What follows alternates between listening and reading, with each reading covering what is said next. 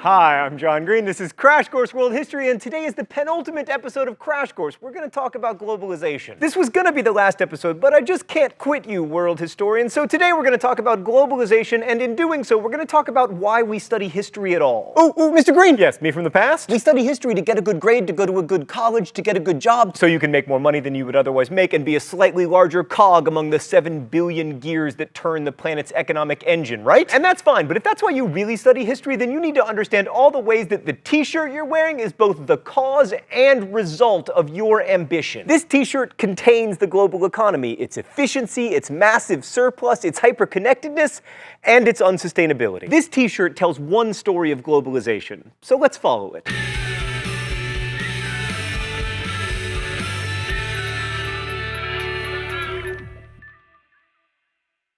So globalization is a cultural phenomenon. It's reflected in contemporary artwork and population migration and linguistic changes, but we're going to focus, as we so often have during Crash Course, on trade. So the world today, as symbolized by our international felt melange, experiences widespread global economic interdependence. Now, of course, economic interdependence and the accompanying cultural borrowing are nothing new. You'll remember that we found trade documents from the Indus Valley civilization all the way in Mesopotamia. But for a few reasons, the scale of this trade has increased dramatically. 1. Multinational corporations have global reach and increasing power. 2. Travel and shipping are cheap and safe. It took about 2 months to cross the Atlantic in 1800. Today, it takes about 5 hours by plane and less than a week by ship. 3. Governments have decreased tariffs and regulations on international trade, leading to what is sometimes called, euphemistically, free trade. To which I say, if this trade is so free, how come BBC America is in the premium tier of my cable package? To understand the role that governments play in international trade, let's look again at this t-shirt. This t-shirt, like most t-shirts made in the world, contains 100% American cotton. And that's not because the US makes the best cotton or the most efficient cotton, it's because the US government subsidizes cotton production. And that's what makes this cotton cheaper than cotton of similar quality from Brazil or India. But in the last 30 years, the US's share of cotton exports has gone down as Brazil, India, and Africa's cotton exports go up. And that trend will likely continue as the US moves away from its expensive cotton subsidies. In fact, these days it's already possible to find t-shirts with Brazilian, Indian, or Ugandan cotton, or a mixture of cottons from all around the world. But because the American government doesn't subsidize industry in the way it does agricultural production, the actual spinning and weaving of the cotton takes place in lower wage countries: Mexico, Guatemala, Vietnam, China,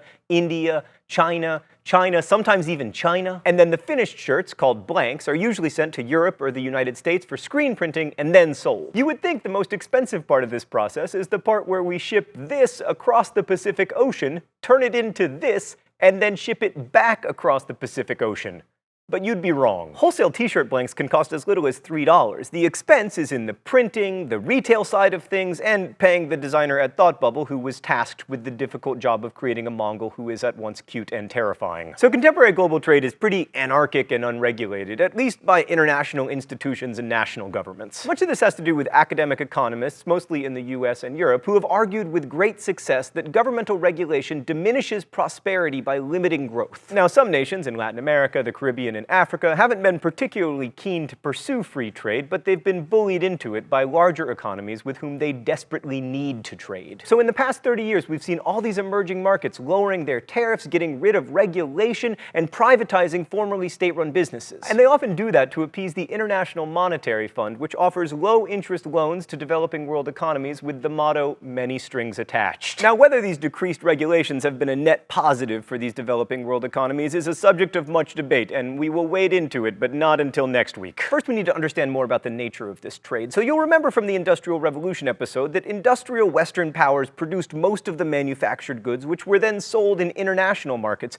But you'll also remember that domestic consumption was extremely important. I mean, almost all early Model Ts were built by Americans and bought by Americans. But since the 1960s, and especially today, former non-industrialized parts of the world have been manufacturing consumer goods for domestic markets, yes, but primarily for foreign ones. This t-shirt, made in China and the Dominican Republic before being imported to Mexico and then to the United States, is a primary example of what I'm talking about, but so is the computer that you're watching me on. Your computer was probably manufactured in China, but with parts from all over the world, especially Taiwan, Japan, and South Korea. And this international manufacturing has always always finding like new markets too. Like Brazil, for instance, has a huge technology sector. They make iPads there, actually. Sorry, I'm trying to play Angry Birds. But what all these countries have in common is that while there is a domestic market for things like iPads and t-shirts, the foreign markets are much, much bigger. Oh, it's time for the open letter?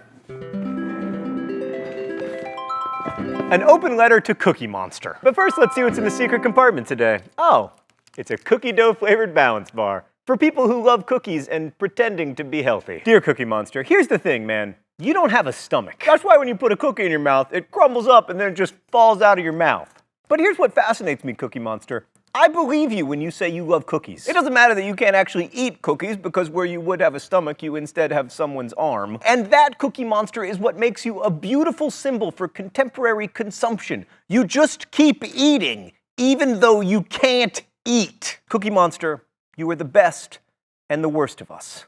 Best wishes, John Green. So although diehard Marxists might still resist this, by 2012 it's become pretty obvious that global capitalism has been good for a lot of people. It's certainly increased worldwide economic output, and while American auto workers may suffer job loss, moving manufacturing jobs from high-wage to lower-wage countries allows a greater number of people to live better than they did when the first and second worlds monopolized manufacturing. And while I don't want to conflate correlation and causation, some 600 million people have emerged from poverty in the last 30 years, at least according to the World Bank's definition of poverty, which is living on less than $1.25 a day. Americans can argue about whether absurdly inexpensive clothes, shoes, and televisions are worth the domestic economic and social dislocation, but for the Vietnamese worker stitching a pair of sneakers, that job represents an opportunity for a longer, healthier, and more secure life than she would have had if those shoes were made in the USA. But before we jump on the celebratory globalization bandwagon, let's acknowledge that this brave new world has some side effects. For instance, it maybe hasn't been so good for families, it definitely has not been good for the environment, and also there's a chance that globalization will spark like the end of the human species. But we're going to talk about all that next week. For today, let's bring on the bandwagon and ride straight for the thought bubble. So these days, people move more than they ever have. 21% of people living in Canada were born somewhere else, as was an astonishing 69% of Kuwait's current population. Migration has become easier because 1, air travel is pretty cheap, especially if you only take a few plane trips in your life, and 2, it's relatively easy and inexpensive to stay in touch with relatives living far away thanks to Skype, mobile phones, and inexpensive calling cards. Also 3, even with increased industrialization in the developing world, economic opportunities are often much better in wealthy countries. Remittances, money sent home by people working abroad, are now a huge driver of economic growth in the developing world. Like in Tajikistan, for instance, remittances are 35% of the country's total gross domestic product. With all these people moving around the world, it's not surprising that globalization also means cultural blending. When people move, they don't just give up their literary, culinary, artistic, and musical traditions. Globalized culture is a bit of a paradox, though, because some people see culture today as increasingly Americanized, right? Like, Friends is currently broadcast in over 100 countries. You can find Diet Coke for sale deep in the jungles of Madagascar. The NBA is huge in China. There are fewer languages spoken today and probably less cultural diversity. But on the other hand, an individual's access to diverse cultural experience has never been greater. Bollywood movies, Swedish hip-hop, Brazilian soap operas, highlights from Congolese football matches, these are all available to us.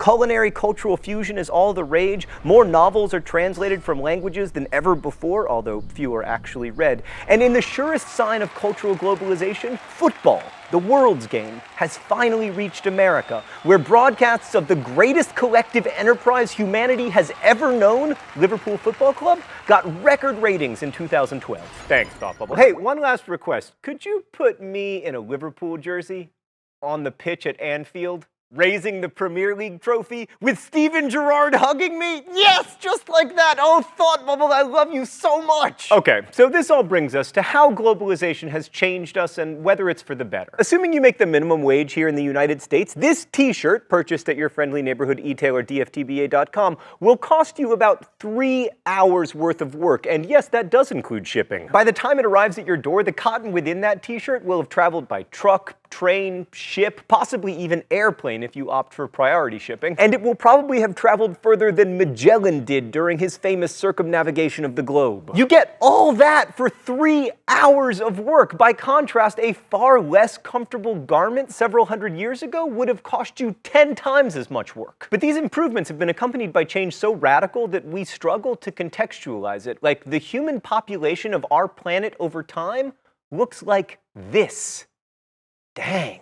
Like in 1800, there were 1 billion human beings on this planet, and that was more than had ever been seen before. And we live more than twice as long on average as humans did just 2 centuries ago, largely due to improved healthcare for women in childbirth and their infants, but also thanks to antibiotics and the second agricultural revolution that began in the 1950s, the so-called Green Revolution that saw increased use of chemical fertilizers lead to dramatically higher crop yields. Of course, these gains haven't been evenly distributed around the world, but chances are, if you're watching this, you A, survived childbirth, and B, feel reasonably confident that your children will as well. That's a new feeling for humans, and as a parent, I can assure you, it's a miracle, and one to be celebrated. We study history so that we can understand these changes, and so that we can remember both what we've gained and lost in getting to where we are. Next week, our last week, we'll look at the many facets of globalization that aren't causes for celebration. But for today, let's just pause to consider how we got from here to here. How the relentless and unquenchable ambition of humans led to a world where the entire contents of the Library of Alexandria would fit on my iPhone,